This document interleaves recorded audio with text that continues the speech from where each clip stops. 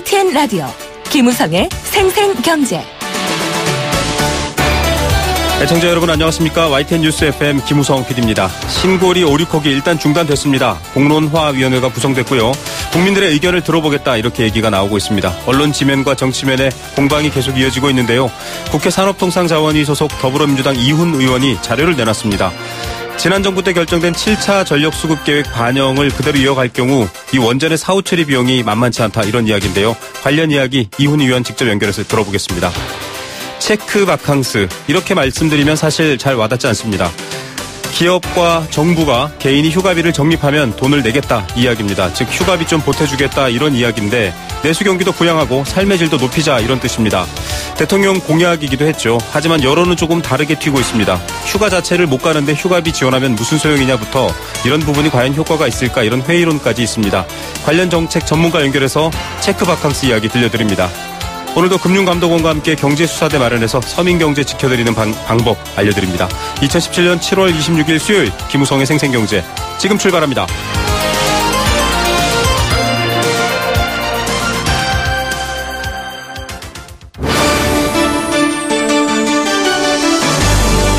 YTN 라디오 김우성의 생생경제.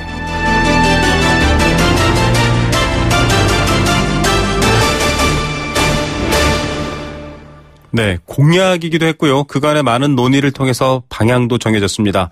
이 고리 1호기가 상징적으로 우리 국민들에게 인식되었는데 이 고리 1호기의 영구 정지 때 대통령이 또 이야기를 했었죠. 그런데 이런 추진 과정에서 바로 신고리 원전 5, 6호기 건설 중단이 있었는데요. 이 중단을 놓고 굉장히 여론이 뜨겁습니다. 공론화위원회를 출범시킨 건 결국 국민의 의사를 정확히 듣고 결정하겠다 이런 이야기입니다. 그런데 그 국민의 이야기가 결정되기도 전에 벌써 공방이 치열하죠. 7차 전력 수급 계획 박근혜 정부 때 만들어졌는데 이게 그대로 반영되면 이 반영된 규모의 원전을 나중에 사후 처리할 때 비용이 97조 가까이 된다. 이런 얘기가 오늘 더불어민주당 이훈 의원실에서 나왔습니다. 이런 방식으로 추진한다면 굉장히 배보다 배꼽이 큰 것 아닌가 이런 우려도 나올 수 있고요. 또 사후 처리 비용에 대한 부분을 줄일 수 있는 방안도 탈원전에서 찾을 수 있지 않나 이런 얘기도 나오고 있습니다. 이훈 의원 연결해서 자세한 말씀 들어보겠습니다. 의원님 안녕하십니까? 예, 안녕하세요. 서울 금천구 출신 이훈입니다. 네네.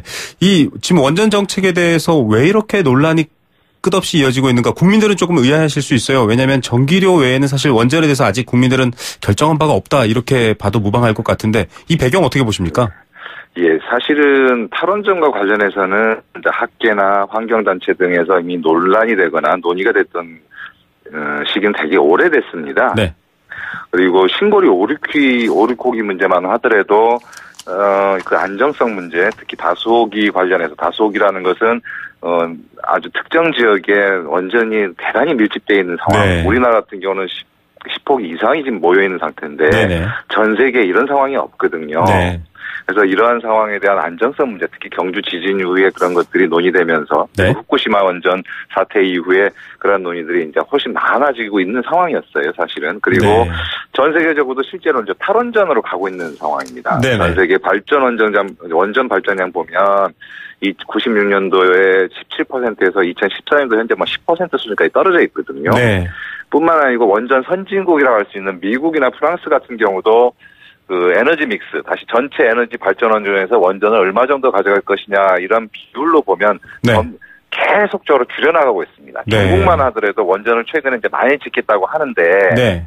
전체적으로 원전 발전장 이 에너지 믹스라는 관점에서 보면 원전의 비중이 줄어드는 과정이거든요. 거기도 네. 그 계획을 다 한다 하더라도 그런 관점에서 보면 이러한 탈원전 시대가 이미 도래했고요. 그런 네. 관점에서 우리가 신고리 5, 6호기 문제를 바라봐야 되는 상황이 벌어졌는데 그러다 보니까 이해관계자들이 워낙 첨예해서 네. 아마 이런 논란들이 많이 이렇게 불거져 있는 것 같습니다. 예, 이해관계자들의 논란. 물론 기술로서의 진보, 원전 기술, 원자력 기술로서의 진보를 비판할 수는 없겠지만은 전 세계적인 트렌드를 본다라고 한다면 이해관계자라는 말씀을 해주셨는데 결국은 지금 논란의 도구는 전기요금으로 좁혀져 있거든요.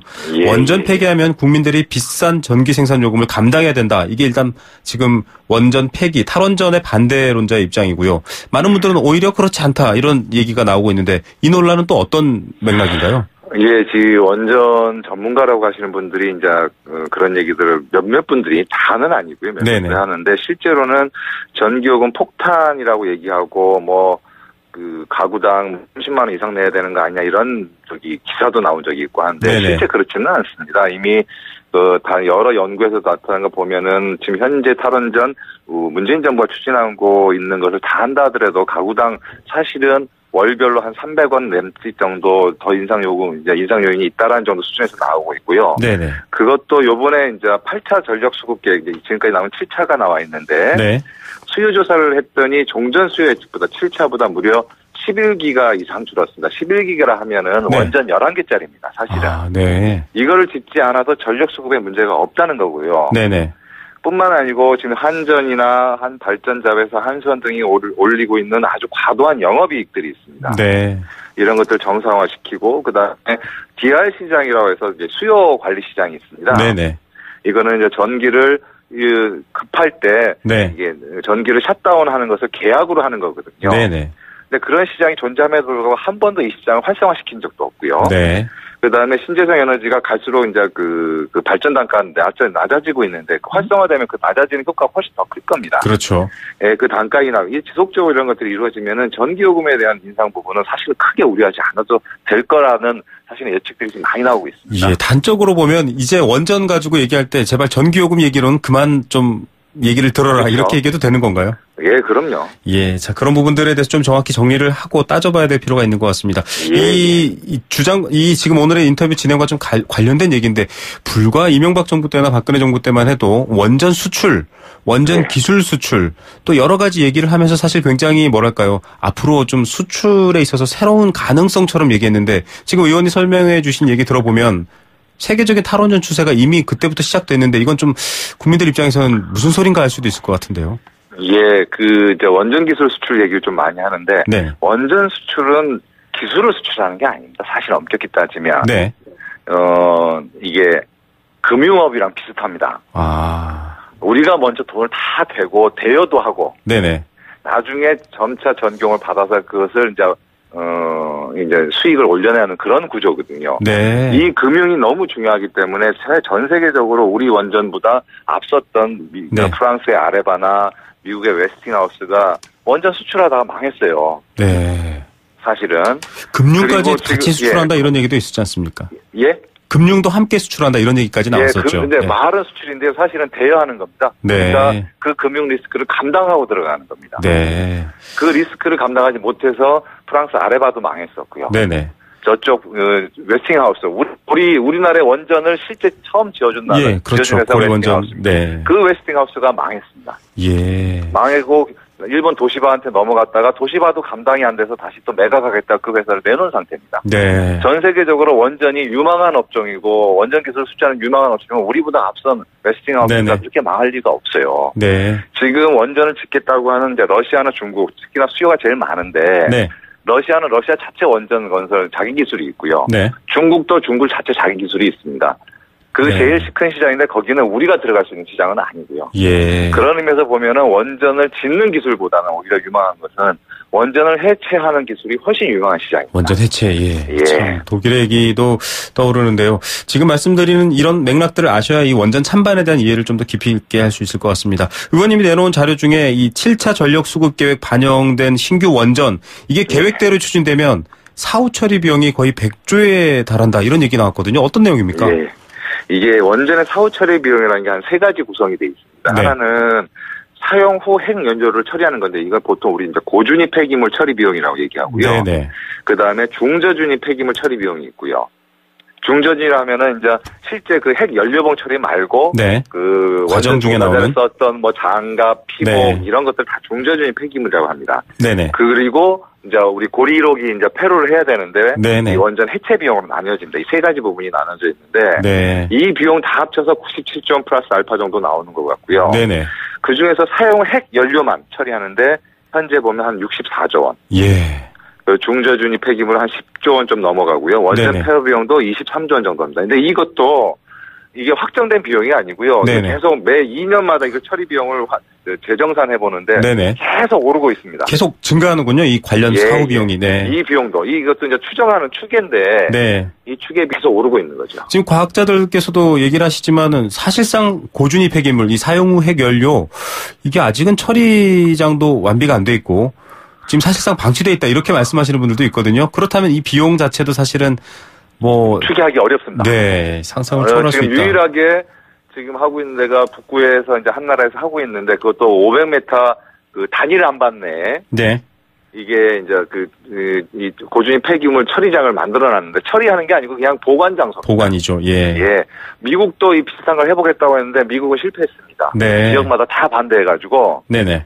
미국도 그 많은 원전을 지금 처리할 수 있는 방법이 없습니다. 네, 이건 참 이런 부분들까지 감안했을 때 과연 비용 논란을 더 이어가야 될까 이런 의문을 드시는 분들도 있을 것 같습니다. 예, 비용 논란하는 게 어떻게 보면은 무의미할 정도입니다. 사실은. 예. 그래서 지금 또 의원님 얘기시지만 이 추진하고 있는 탈원전 정책이 빨리 시행될수록 이런 비용들이 오히려 줄어들기 때문에 향후에 더 이득이다 이런 얘기도 하셨던데 이건 또 어떤 계산인가요? 요거는 이제 현재 저희들이 추진하고 있는 탈원전 정책을 시행하면 원전 사후 처리 비용 한 27조 원 정도 줄일 수 있다는 건데 네네. 내용은 어떤 거냐면요. 현재 신고리 5, 6호기하고 네. 신규로 이제 계획하고 있는 6개가 있습니다. 네. 요거 8개 원전을 철회하면 현재 가동 원전이 총 한 28기 정도로 됩니다. 네네. 그 원전은 수명 연장을 하지 않는 조건에서 보면 보통 한 40년 되는데요. 네. 조건에서 보면 원전 사후 처리 비용은 한 총 70조 원, 70조 9천억 원, 그러니까 71조 원 정도 되죠. 네. 그래서 현재 7차 전력 수급 계획상 예정했던 36개를 전체 운영할 때보다는 한 27조 원 줄일 수 있습니다. 네. 그 중에서 계획 단계 말고 신고리 5, 6호기 네네. 요거만 줄여도 한 6조 3,500억 정도는 더 줄일 수 있는 것 같습니다. 예, 지금 뭐 정부의 증세 논란이라든지 이 국가 재정 논란에서 몇 조 왔다 갔다 하는데 그 단위로 훌쩍 뛰어넘는 돈들이 오고 가니 참 걱정인 것 같습니다. 이 많은 분들이 그렇다면 또 이 해체하는 비용도 만만치 않을 텐데 그 부담도 크지 않을까 이런 우려도 있는데 그 부분은 어떻게 이해하면 될까요? 어떤 부담? 예, 원전 해체에도 역시 비용이 들어가고요. 뭐 어쨌든 그 부분도 추가적으로 비용이 발생될 텐데 그렇게 될 경우 일단은 뭐 그런 부담도 좀 꽤 지방세라든지 여러 부담이 되지 않나 이런 우려들도 있을 것 같은데요. 이 문제는 이제 해체 비용도 네. 해체 비용만 놓고 보더라도 지금 현재 한 6천억 좀 넘게 치는데요. 저희들이 그 산업부나 관련 업계에서 이제 예상하고 있는데 네네. 해체 비용도 아직 우리 한 번도 해체 본 경험이 없습니다. 네, 그렇죠. 근데 해체원 가운데 한 6천억 정도 상정하고 이것을 지금 현재 그 전력 생산 단가에다가 반영해서 지금 전기요금 책정하고 있어요. 아, 네. 네, 책정하고 있는데 문제는 이 해체 비용 자체도 계속 오르고 있습니다. 추계가. 네. 추계 올라서 지금 최근에 얘기되는 상황을 보면 한 1조 원 정도까지도 이미 예상하고 있는 것 같습니다. 네. 이게 원전을 쓰면 쓸수록 비싸진다. 지금 듣는 분들은 지금 보면 환경 기준도 강화되고 사회적 비용도 계속 상승하고 있어서 실제로 얼마 들지는 가봐야 하는 상황입니다. 예, 자 이런 상황에서 탈원전의 논란 좀 어떻게 보실지 여러분들의 생각도 문자로 많이 보내주시고요.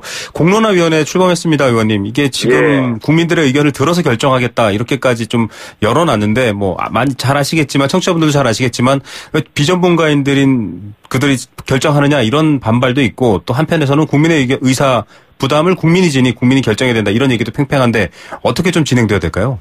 글쎄요, 저희 뭐 전문가가 뭐 배제된 거 아니냐 이런 얘기 하는데 제가 비유적 표현을 하면 어느 한 칼럼에서 그런 걸 읽은 기억이 나는데요. 네네. 예전에 그 1차 세계대전 당시에 영국 총리 하시는 분이 한 말씀 하셨어요. 전쟁이 너무 중요해서 네네. 전쟁은 전문가들한테 맡기면 안 된다라고 얘기했습니다. 예, 그 당시는 군인이겠죠. 네네. 마찬가지 원전도 현 세대뿐만이 아니고 우리 국민들의 생명과 안전에 직면한 문제가 우리 후세가 관련된 문제이기 때문에 너무 중요한 문제여서 이것을 전문가들한테 맡기면 안 된다는 입장입니다. 네. 왜 그러냐면 전문가라고 하면 이 원전 전문가라는 것이 대부분이 친원전일 수밖에 없습니다. 네. 그리고 그분들이 만들어 놓은 그 자료나 정보 자체가 대부분이 한 축에 경도돼 있고요. 네네. 네, 그런 관점에서 국민들이 올바르게 결정하기 되게 어렵습니다. 그리고 원전과 관련해서 대부분의 정보는 우리 국민들이 접근하기가 대단히 어렵게 돼 있습니다. 그렇죠. 예, 대부분 처음 듣는 얘기들이 워낙 많고요. 네. 그래서 이런 것들을 투명하고 광범위하게 공개하고 실제 사실과 사실이 아닌 것을 구분해 나가고. 네네. 이런 과정이 공론화위원회가 앞으로 해야 될 중요한 역할 중에 하나입니다. 이게 수기민주주의의 한 과정일 텐데. 네. 수기민주주의라는 측면에서 본다 하더라도 가장 중요한 것이 바로 이 정보입니다. 네네. 정보가 얼마만큼 정확하고 광범위하게 제대로 투명하게 전달이 되느냐가 수기민주주의의 성공을 좌우한다고 해도 관건이 아닐 겁니다. 그래서 네. 저는 이 공론화위원회가 그것만 관리를 잘 해준다면 네. 저는 우리 국민들이 합리적인 결정을 할 거라고 생각합니다. 예, 결정의 방향이 아니라 그 결정의 합리적인 어떤 민주주의의 기준 이런 것도 중요할 것 같고요. 일단 다음 주 월요일 오전 10시 국회에서 탈원전 정책 관련 긴급 당정회의 열기로 했다고 알려졌거든요. 구체적으로 가장 주되게 논의할 건 어떤 내용들이신가요? 그러니까 지금 이 탈원전과 공론화위원회 출범을 이제 하면서 이제 언론이나 여러 분야에서 보면 사실이 아닌 것이 사실처럼 알려지고 네네. 불필요한 탈원전 공포를 조장하는 상황도 계속 벌어지고 있고 네. 이런 상황에서 어떻게 대처할 건지 그리고 탈원전이 이루어지면 수급은 괜찮은지 진짜로 네네. 전기요금 부분에 대한 영향은 미미한지 얼마나 있는지 있다면 어느 정도 수준인지 네. 앞으로 우리 미래 에너지 정책 방향 어떻게 될 것인지 이런 것에 대해서 한번 당정 간에 좀 깊은 토론을 한번 해보자라는 것 같습니다. 예, 알겠습니다. 그때 또 어떤 얘기 나오는지 저희도 기대하고 있겠습니다. 오늘 말씀 감사드립니다. 예, 감사합니다. 네, 더불어민주당 이훈 의원이었습니다. YTN 라디오 김우성의 생생경제. 함께 느끼는 우리 경제 공감사전입니다. 여러분들의 의견이 가장 소중한 생생경제 방송 내용이고요. 참여하시는 방법은 단문 50원, 장문 100원에 정보 이용료 부과됩니다. 샵 0945번 문자 보내주시면 됩니다. 참여해주신 분들 중에서 추첨을 통해서 도심 속 꿈의 놀이터 일산 원마운트에서 워터파크 스노우파크 티켓 선물로 드리고 있습니다. 오늘의 경제 공감사전은 바캉스 이야기인데요. 본격적인 여름 휴가철이 왔습니다. 한국형 체크 바캉스를 정부가 추진하겠다 이렇게 밝혔습니다. 뒤이어지는 인터뷰에서 얘기해드릴 예정인데요. 소비를 촉진하고 좀 쉴 권리를 보장하기 위해서 정부와 기업이 돈을 낸다 이런 이야기입니다. 이 아이디어는 사실 1982년에 프랑스에서 나온 여행 장려 제도라고 합니다. 바캉스라는 말 자체가 프랑스어죠. 프랑스의 경우 1년에 1개월 유급 휴가가 주어집니다. 월급을 주면서 한 달 놀아라 이런 얘기입니다. 파리 등 대도시가 텅 빌 정도로 휴가를 떠나는 게 여름철 풍경인데요. 우리나라는 아직 여름 휴가를 길게 가는 것조차도 흔하지 않은 풍경입니다. 정부 조사에서도 절반만 휴가를 떠난다 이렇게 알려졌죠.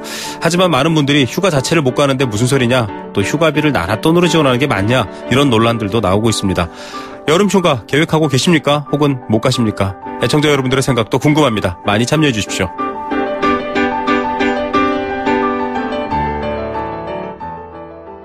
네, 생생경제일부 포스코와 함께했습니다. 캠페인 2개 듣고 경제 톱뉴스 시작합니다.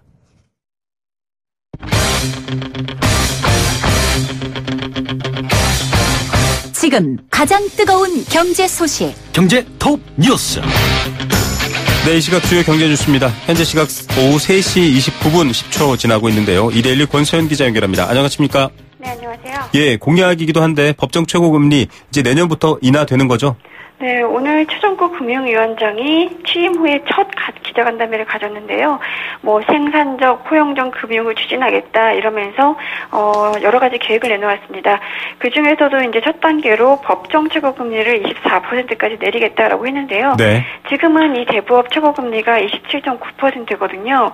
이 사실 낮추겠다는 방향 자체는 새 정부 정책 과제로도 나왔던 건데 생각보다 빨리 추진할 것 같습니다. 네. 금융위는 내년 1월 중에 시행하고 향후 시중금리나 시장 역량 이런 거 봐가면서 추가 인하 여부를 결정하기로 했는데요. 네. 이 최 위원장이 청문회 때 임기 내에 단계적으로 인하하겠다라고 밝혔는데 이제 시기가 많이 앞당겨진 거죠. 네네. 이렇게 최고금리를 인하하면 문제는 이 저시종자 중에서 대출을 못 받는 경우도 생깁니다. 네. 이 대부업체들이 신용등급이 낮아서 리스크가 높은 애들에게 이 정도 금리로는 빌려줄 수 없다라고 문턱을 높일 수 있다는 거죠. 네. 그래서 금융위는 이제 제도권 금융위에서 소외될 수 있는 저신용자에 대한 대책도 함께 마련하기로 했습니다. 이 밖에 대부업계의 부당한 관행을 막고 고금리 대출 피해를 예방하기 위한 대부 감독 강화 방안 이것도 올해 3분기까지 마련하겠다고 밝혔습니다. 예, 또 다른 풍선효과 막을 대책까지 준비하고 있다 이런 소식이었고요. 아파트 값이 계속 오르고 있습니다. 일시적이고 과거와는 다르다라고 하는데 고민하는 분들 많아요. 지금이라도 사야 되나. 그런데 또 지방은 사정이 다르다고 하고 어떤 소식입니까? 네, 오늘 한국은행이 한 보고서를 냈는데요. 이걸 보니까 지난 2015년 빈집 수가 106만 9천 호였습니다. 이게 20년 전에 36만 5천 호였던 것에 비하면 70만 호 넘게 늘어난 건데요. 전체 주택에서 차지하는 비중도 4.5%에서 6.5%로 늘었습니다. 이 수도권과 5대 광역시를 제외하고 보면 지방의 빈집은 전체의 56.8%에 달한다는 보고서인데요.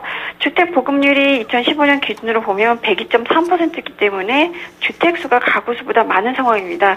여기에다 이제 인구가 갈수록 고령화되면서 빈집도 늘어나고 있는 추세인데요.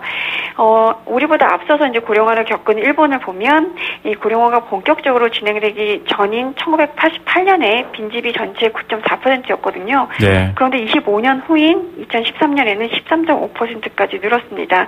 이게 사실 빈집이 계속 늘어나게 되면 이제 빈집 자체는 관리가 안 되니까 이제 뭐 거미줄도 생기고 뭐 허름해지고 뭐 외관상 보기 좋지 않잖아요. 네네. 그리고 또 치안에도 악영향을 줍니다. 그래서 빈집이 늘어날수록 그 지역의 활기도 잃을 수밖에 없는데요. 이 때문에 빈집 관리 대책을 좀 마련해야 된다라는 목소리가 높습니다. 예, 또 다른 면의 양극화 같아 보이기도 합니다. 집값은 어떻게 보십니까? 결국 떨어질까요? 네, 뭐 일본 같은 경우에는 1991년, 1992년 이럴 때 이제 부동산 버블이 붕괴된 이후에 생산 가능 인구 비중이 줄어들고 또 단카이 세대, 그러니까 베이비붐 세대죠. 네. 이 세대가 은퇴하면서 주택 가격이 크게 떨어졌거든요. 그래서 1992년부터 2016년까지 주택 가격 누적 하락률이 53%나 됐습니다. 네. 사실 우리나라도 올해부터 이 생산 가능 인구 비중이 좀 줄어들 것이다라고 예상이 되고 있는데요. 그래서 이제 주택 가격 하락 우려도 나올 수밖에 없는 상황입니다. 다만 이 한국은행은 이번 보고서에서 인구 고령화로 인해서 중장기적으로 주택 수요 증가세가 둔화되긴 할 텐데 그 정도는 뭐 상당히 완만할 것이다. 뭐 이렇게 전망을 했습니다. 네네. 일단 자산 가격 상승률이 버블 당시에 일본보다 좀 낮은 수준이고 또 일본에서는 임대주택 같은 이제 장기주택 공급이 많았었거든요. 네. 그런데 우리나라의 주택 공급 방식이 과거에는 대규모 택지 개발을 해서 공급하는 방식이었다면 이제 최근에는 재건축, 재개발 뭐 이런 정비 사업 위주로 바뀌고 있기 때문에 공급 과잉이 길게 이어지지는 않을 것이다라고 본 건데요. 여기다 또 지금 아파트 비중이 높잖아요. 네네. 그런데 이제 아파트라는 거는 이제 살기도 편하고 또 실제 유동성도 있어서 매매 수요가 꾸준할 것이다라고 봤는데 결국 뭐 가격 급락은 없을 것이다 이렇게 본 거죠. 네, 일본과 같은 절벽은 아니고 조금 떨어지긴 하지만 완만할 것이다 이런 얘기군요. 상반기 채무조정 신청자를 봤더니 노령층이 급증했다. 이건 또 어떤 배경일까요? 네, 신용회복위원회 자료를 보니까 올해 상반기에 개인 워크아웃 신청자가 43,700명 정도였는데요. 네. 이게 작년 하반기에 비하면 11.4% 늘어난 겁니다. 또 프리 워크아웃 신청자는 9,500여 명이었는데요. 4.9% 증가한 거거든요. 이 개인 워크아웃은 3개월 이상 연체했을 때 신청하면 원금을 줄여주는 프로그램이고요. 네. 프리 워크아웃은 연체 기간이 31일에서 90일 사이인 채무자에게 이자 감면 뭐 이런 걸 통해서 신용불량자가 되지 않도록 지원해주는 프로그램입니다. 네. 연령대별로 보니까 이제 60대 이상 고령층 신청자가 늘었는데요. 60대 이상 개인 워크아웃은 작년 하반기에 비해서 32% 그리고 프리 워크아웃은 25% 늘었습니다. 그만큼 이 빚에 허덕이는 노령층이 많아졌다라는 건데요. 네. 사회 전체가 고령화되고 있는 와중에 이제 60대 이상이 은퇴 후에 소득이 급격하게 떨어질 수밖에 없는 나이고 여기다 이제 고령층의 일자리 구하기가 쉽지 않은 환경이란 점 이런 것들이 이제 복합적으로 작용한 것으로 보입니다. 예, 요즘 좀 안보 이슈도 계속 그 정치면에 등장합니다. 뭐 미사일 발사 곧 내일 할 수도 있다 이런 얘기까지 나오는데 이런 가운데 사드 배치에 따른 중국 보복 또 굉장히 어려운 상황 아닙니까? 화장품 업체 실적을 봤더니 그 긴장이 고스란히 드러났다 이런 이야기도 있던데요. 네, 화장품이 사실 중국에서 분 한류의 대표 주저였는데요. 그래서 이제 화장품 업체 2분기 실적에 관심이 쏠렸습니다. 실적 뚜껑을 열어보니 뭐 반토막도 더 났는데요. 네. 오늘 이제 화장품 중에선 뭐 대장주죠. 아모레퍼시픽 그룹이 개장하기 전에 실적을 내놨는데 2분기 영업이익 보니까 1,304억 원이었습니다. 이게 작년 같은 기간에 3,997억 원이었는데 네. 57.9% 감소한 수준이고요. 네. 매출도 17.8% 줄었습니다. 그 주력 계열사가 이제 아모레퍼시픽인데 뭐 매출과 영업이익 모두 뭐 6%, 30% 줄었고요.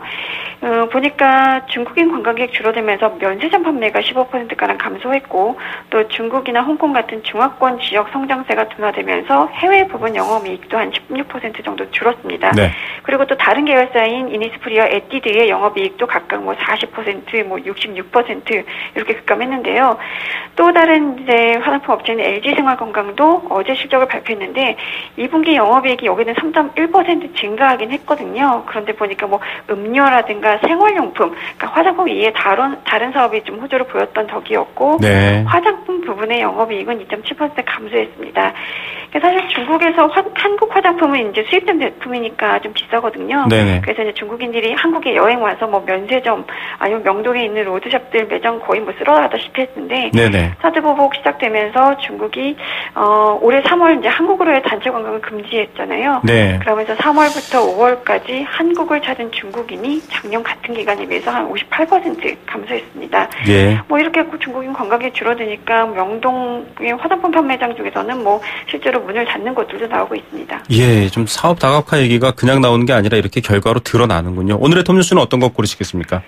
빈집 많이 늘었다라는 뉴스 들 수 있을 텐데요. 네. 이 고령화 사회로 진입하면서 여러 가지 사회 문제들이 이제 따라서 생기기 마련인데 빈집 쇼크도 이제 그 중에 하나인 거죠.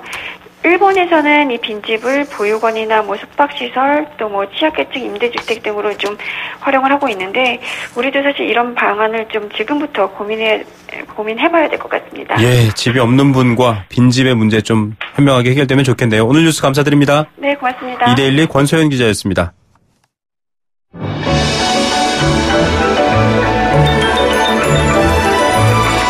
오늘의 경제를 들여다보는 시원한 창. YTN 라디오 김우성의 생생경제 생생인터뷰.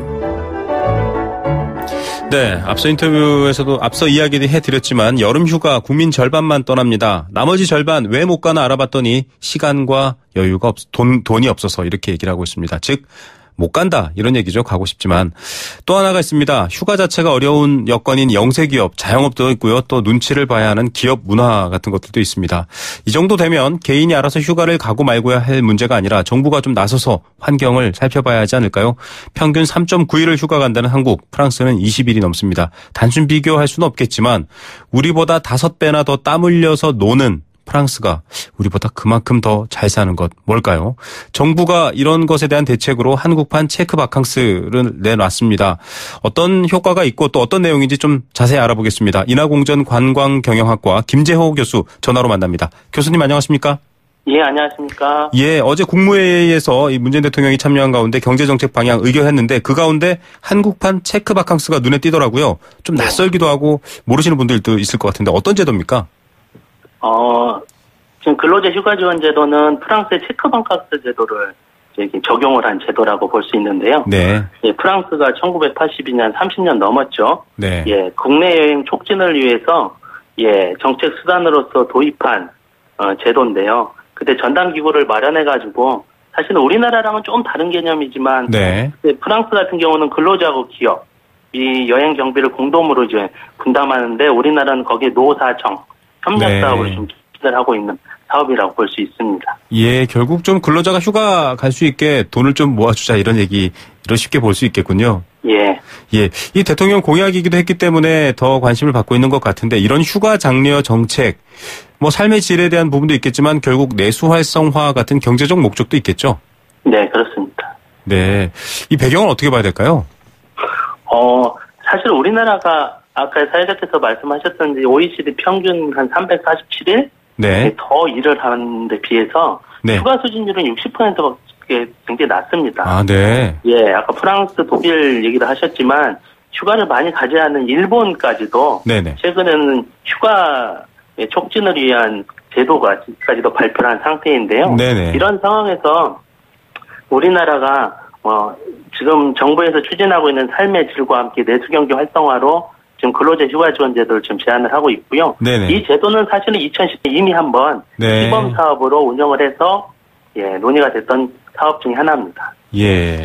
자, 이 휴가 정책을 쓰는 건 뭐 세계적인 트렌드이기도 하다. 또 우리가 너무 안 쉬기 때문에 그런 것도 좀 바꾸자 이런 배경 설명을 해주셨는데 좀 직장인들은 환영하는 편입니다. 일단 뭐 휴가 관련된 것들 싫어하시는 분은 없는데 문제는 문화 자체가 좀 휴가 가기가 어렵지 않습니까? 이것도 맞습니다. 휴가 안 가면은 뭐 여러 가지 내수에 도움이 안 되는 것인가 이런 우려도 생기고 여론들이 좀 많아요. 어떻게 보십니까? 지금 우리나라가 휴가를 가지 못한 이유가 사회자님께서도 말씀하셨듯이 시간과 돈 그리고 직장의 눈치 뿐만 아니라 중요한 것 중에 하나 대체 인력이 부족해서 지금 그런 상황이 생겨있던 부분들입니다.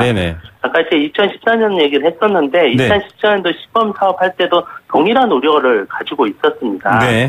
하지만 참여한 기업들의 상황들을 한번 결과를 살펴보니까 가장 중요한 부분 중소기업들의 근로자 휴가 제와 문화와 여건이 좀 개선되었는데요. 그 이유가 기업 참여를 하기 때문에 네. 내부적으로 공인된 휴가 제도라는 것들을 기업과 근로자가 함께 공유를 하고 있습니다. 아, 네. 따라서 근로자들의 시간적인 심리적인 제한 요소가 완화된 부분이고요. 네. 실제적으로 그들이 쓴 비용을 보니까 정부 지원금 10만 원을 제안을 했는데 네. 1인당 참여 근로자가 쓴 돈이 한 71만 원 정도. 아, 네. 7배 정도 나왔고요. 무엇보다도 혼자 가는 게 아니라 한 66.8%는 가족이 같이 동반한 네. 그런 부분이 있어서 사실은 과거에도 임시 공휴일이나 정부가 휴가 장려 같은 캠페인을 했을 때도 좀 영향이 좀 있는 측면이 있었는데 네. 이 사업은 적극적으로 추진하고 제도가 안정화된다면 네. 많은 도움이 될 수 있는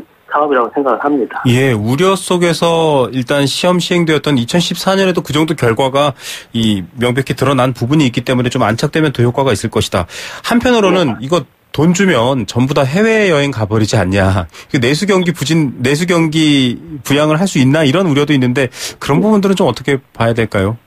지금 정부에서 계획하고 있는 근로자 휴가 지원 제도 안에 저희가 이제 신용카드 제도를 같이 운영을 하는데요. 네네. 네, 영수증 처리나 정산 문제가 해외에는 제외되어 있습니다. 네네. 그래서 내수로만 되어 있고요. 네. 원래 외국 같은 경우에는 여행객이 한번 여행을 하면 한 10군데 정도의 사업체를 들리는데 네. 우리나라는 한 평균 5개 정도 들린다고 합니다. 아, 네네. 예, 타 산업에 비해서 이렇게 많은 지역에 누수 효과를 떨어뜨릴 수 있는 사업이 아마 관광 외에는 좀 없을 것 같아서 정부도 이 제도를 저희 시행하고 있는 것으로 판단이 됩니다. 예, 뭐 맛있는 거 드세요. 어디 숙박하세요라는 것보다는 휴가 가세요가 이렇게 더 직접적인 효과가 있고 내수에 또 이 제한한 부분들이 있다고 하니까 걱정 안 해도 될 부분이 있군요. 이 대통령 말처럼 쉼표 있는 삶이 되려면 우선 체크 바캉스뿐 아니라 다른 제도도 좀 필요할 것 같습니다. 교수님께서 휴가 저축 제도를 제안하셨더라고요. 여러 토론회에서. 이건 네. 어떤 내용인지 좀 궁금한데요. 말 그대로 휴가를 무슨 돈처럼 저축할 수 있다 이런 얘기인가요? 네, 사실 이 휴가 저축 제도는 비슷한 성격으로 우리나라의 기업들에서 사용하고 있는 기업들도 사실은 있습니다. 아, 있군요. 네. 네, 예를 들면 초과 근무나 사용하지 않는 연휴차 휴가를 네. 근로시간으로 환산해서 저축한 뒤에 네. 근로자가 이제 휴가 가고 싶을 때 네네. 언제든지 좀 사용할 수 있고 내년, 내후년에도 이렇게 같이 저축해서 사용할 수 있는 부분이고요. 네네. 대신 이렇게 되면 기업이 너무 부담이 가는 거 아니냐라고 네. 했을 때 다른 외국 사례를 보면 연차 휴가 수당을 폐지하거나 다른 방법으로 기업의 네. 부담을 좀 적게 드는 부분이 있고요. 네네. 사실 고용노동부의 2016년도에 발표 자료에 의하면 네. 우리나라 근로자들이 휴가 가지 않는 이유 중에 한 38.2%가 추가 수입을 원해서 사실은 돈이 좀 더 필요해서 네. 예. 네. 그리고 2017년도에 노동연구원의 자료를 보면은 이 휴가 저축 제도를 시행할 경우에 네. 휴가문화, 여가문화 증진뿐만 아니라 근로시간 단축하고 일자리 창출 얘기를 하고 있습니다. 네. 5인 이상 사업체가 근로자에게 1년에 한 67.2시간 정도 네. 이상 정도 노동시간이 줄어든다고 합니다. 저축제를 네. 사용을 하면. 그래서 이거에 3분의 1 정도만 고용 전환해도 한 20만 일자리.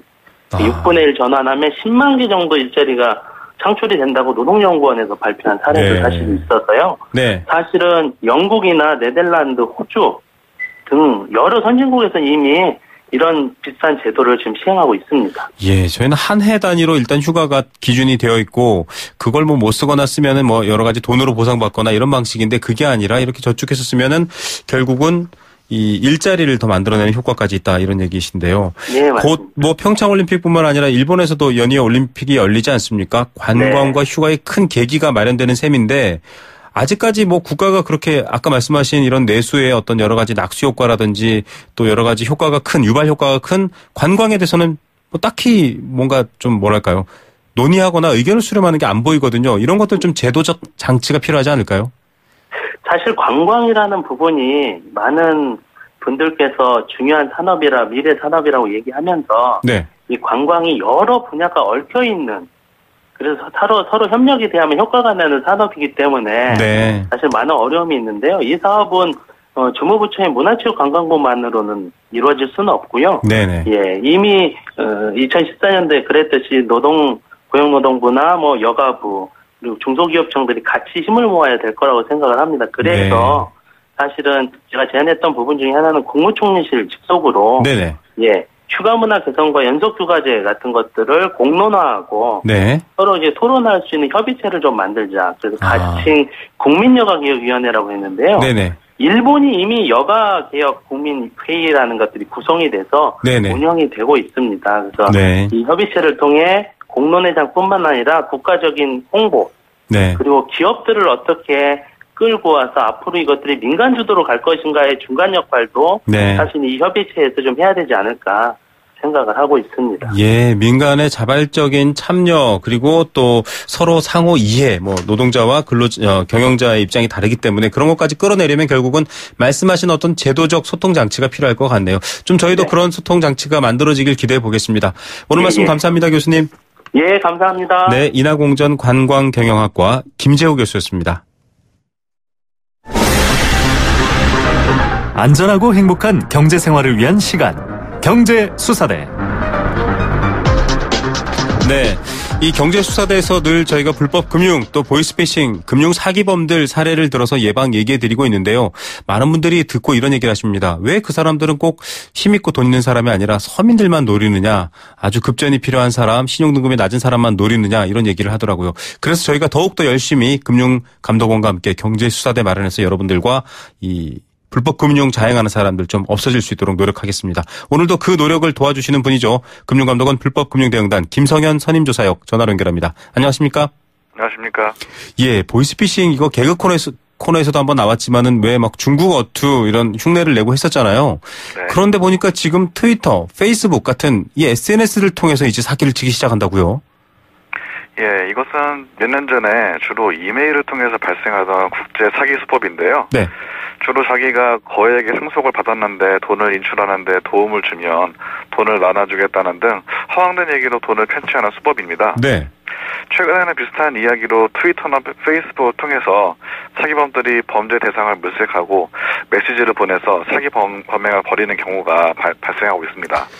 이 SNS는 왜 좀 기본적이긴 하지만 본인을 드러내잖아요. 내가 누구다라는 걸 알 수 있을 정도가 되기 때문에 이 범행 대상을 물색하기가 좀 더 용이할 것 같아요.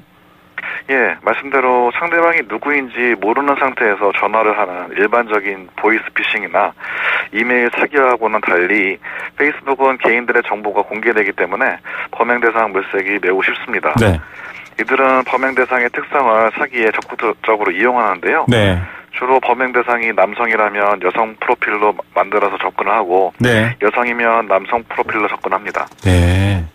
이들 사기범들은 매력적인 외모의 사진을 이용해서 이성으로서의 매력을 이용하거나 페이스북에 공개된 피해자의 취미나 종교활동 등의 정보를 이용해서 동질감을 만들어내려고 노력합니다. 네. 특히 범행 대상이 신앙심이 좋은 사람이라고 판단되면 네. 자기도 신앙인이라면서 동질감을 만들어내서 이렇게 신앙이 좋은 사람이 사기꾼일 리가 없다 이렇게 생각하게 만듭니다. 네.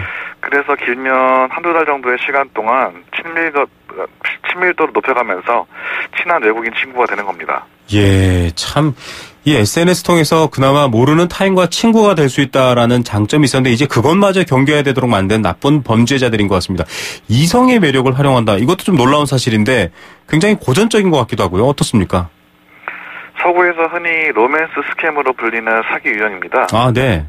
주로 매력적인 외모의 독신 남성이나 여성으로 자신이 처한 어려운 상황으로 인해서 외롭다고 하면서 동정심을 유발하면서 접근해서 친근감을 쌓는 것이 특징입니다. 네네. 매우 고전적인 사기 유형이긴 하지만 네. 범행 대상으로 역시 독신의 이성을 찾기 때문에 네네. 의외로 속아 넘어가는 경우가 적지 않게 있습니다. 예, 이렇게 친밀도를 높인다. 전형적인 사기 수법 중에 왜 지인 사기가 있지 않습니까? 그런 것과 비슷하겠네요. 예, 이런 류의 사기는 범행 대상 접촉부터 사기 범죄까지 한 달 정도 걸리는 등 시간과 노력을 많이 투자해야 되는 유형의 범죄입니다. 네네. 그래서 중국발 보이스피싱 사기범들이 아직 시도하고 있지는 않고요. 네. 주로 영업권 사용 국가들의 사기범들이 하고 있는 사기 유형입니다. 네. 말씀대로 처음에는 전혀 경제적 목적과 무관한 것처럼 뜸을 들이면서 친분을 쌓다가 범행을 시도하는 마지막 순간에 갑작스럽게 어려운 상황에 처했다고 호소하면서 돈을 빌려달라는 식으로 사기를 친다는 점에서 일반적인 지인 사기와 유사합니다. 예, 사실 저도 이런 메시지 페이스북에서 받아본 적은 있는데요. 좀 유형 하나를 소개해 주시죠. 예, 최근 피해 사기를 말씀을 드리자면 페이스북에서 사기범이 네. 미국 여군 장교를 사칭하면서 네. 아프가니스탄에서 철수를 하면서 자신이 모은 거액의 돈을 안전한 한국에 투자하고 싶다면서 네. 남성 피해자한테 접근하였습니다. 네네. 근데 이 사기범은 자신의 대리인이 네. 한국에 돈 패키지를 가지고 와서 연락을 할 거라고 거짓말을 합니다. 네. 그리고 나서 사기범의 대리인이라는 사람이 전화를 해서 네. 자신이 지금 인천공항에 있는데 패키지 운반 수수료가 300만 원이니까 이 돈을 보내주면 자기가 운반을 해주겠다고 합니다. 아, 네.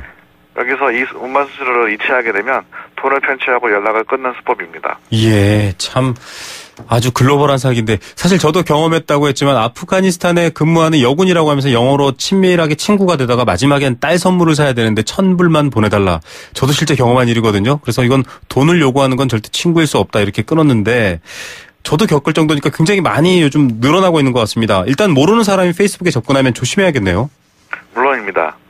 전혀 모르는 사람이 접근해서 자기는 한국에 투자를 하고 싶다든가 네. 자신이 상속받은 거액의 돈이 있다거나 네. 자기가 변호사인데 고객이 상속인 없이 사망했으니 같이 돈을 나눠 갖자는 등의 허황된 이야기를 한다면 네. 100% 사기로 보시면 됩니다. 네. 그리고 자신의 사진을 보여주면서 네네. 피해자의 사진도 보내줄 것을 요구하는 경우가 있는데요. 아, 네. 이런 경우에는 응하시면 안 됩니다. 아, 네. 사기범은 피해자의 사진에서 직업이나 경제적 여유가 있는지 등의 네. 추가 정보를 얻으려고 하기 때문입니다. 네. 이 사기범들은 심지어는 화상 채팅으로 간단히 인사하는 정도로 네. 자신의 얼굴을 보여주기도 합니다. 그런데 이것은 친민도를 높이기 위한 범죄 전략이기 때문에 절대 네. 속으시면 안 됩니다. 이야, 여러분 이런 것들 친구 사귀면 뭐 스스럼 없이 서로 이런 정보를 교환하는데 이게 다 범죄 정보가 된다니 정말 섬뜩할 것 같습니다. 어떻게 막아야 됩니까? 가급적 페이스북 등의 정보 공유를 친구로 한정하시고요. 네네. 사기범들에게 범행 대상 물색에 도움이 되는 개인정보를 주지 않는 것이 바람직합니다. 네. 전혀 모르는 외국인이 친구 신청을 해오거나 본인은 미군이라거나 유엔군인데 테러 지역에 있고 외롭다 이런 전혀 알지 못하는 사람에게 보낼 이유가 없는 메시지를 네. 보낸다면 응대하지 말고 바로 삭제하시고 관리자에게 신고하시기 바랍니다. 네. 자, 이렇게 참 확인하고 또 의심하고 좀 할 수밖에 없는 세상이 된 것 같고요. 확인하고 신고하셔야 됩니다. 금감원이 보이스피싱 전화를 구별할 수 있는 휴대폰 앱 후스콜 개발 회사 공동 캠페인한다 이런 소식도 들어와 있네요. 예, 휴대폰 앱을 통해서 보이스피싱 범죄 조직에 쓰였던 전화번호가 네. 다시 사기에 이용될 경우에 범죄에 이용된 번호 이미 휴대폰에 표시되도록 네. 발신자 표시 앱 개발회사와 공동 캠페인을 하게 됐습니다. 아, 네. 이렇게 하면 국민들이 금융사기에 대한 경각심이 높아져서 피해를 줄일 수 있기 때문에 공동 캠페인을 기획하게 된 것입니다. 예. 자, 후스콜 이게 누가 전화 걸었는지 알려주는 앱 이런 건가요? 후스콜은 고고록이라는 회사에서 개발한 앱입니다. 네네. 이 회사는 2012년 대만에서 설립돼서 2013년 네이버 캠프 모바일 자회사로 편입된 휴대전화 앱 서비스를 개발하는 회사인데요. 네네. 후스콜은 발신자 식별 및 악성전화 차단 서비스를 제공하는 앱입니다. 네. 약 7억 개의 글로벌 전화번호 DB를 바탕으로 해서 네. 실시간 발신자 식별 서비스를 제공하고 있는데요. 네네. 전 세계 이용자 수가 1,000만 명 정도 됩니다. 예, 자 요즘은 뭐 SNS 통해서 친구를 늘리고 외로움을 또 극복하고 또 여러 가지 정보를 공유하는데 이것 역시 범죄의 대상이라고 하니까 여러분 한 번은 의심해 보셔야 될 것 같습니다. 자, 오늘 소식 여기까지 듣겠습니다. 감사합니다. 감사합니다. 네, 금융감독원 불법금융대응단 김성현 선임조사였습니다. 네, 사연 많이 주셨습니다. 탈원전 이루어져야 됩니다라고 아까 원전 이야기 해주셨고요. 좁은 땅덩어리에 본격적으로 해외 휴가들 많이 나가는데 내수 진작을 위해서 조금 더 이 국내 휴가 해야지 결국 그렇지 않으면은 정책 자체가 안 될 것 같습니다라는 얘기도 있으시고요. 손주들 봐주고 있는데 저녁에 젊은 층들이 좀 집에 와서 일찍 아이들과 함께 할 수 있는 시간이 많았으면 합니다. 할 수 있는 게 손주 봐주는 것밖에 없는 부모 마음도 좀 헤아려 주세요. 이런 얘기도 왔었고요. 휴가 행복한 소리입니다. 저는 그림의 떡입니다. 이런 얘기도 보내주셨네요. 네, 생생경제 포스코와 함께했습니다. 9791님 손주 보느라 힘드신데요. 저희가 워터파크 티켓 보내드리겠습니다. 아이들과 여유로운 시간 만드시기 바랍니다. 김우성의 생생경제였습니다.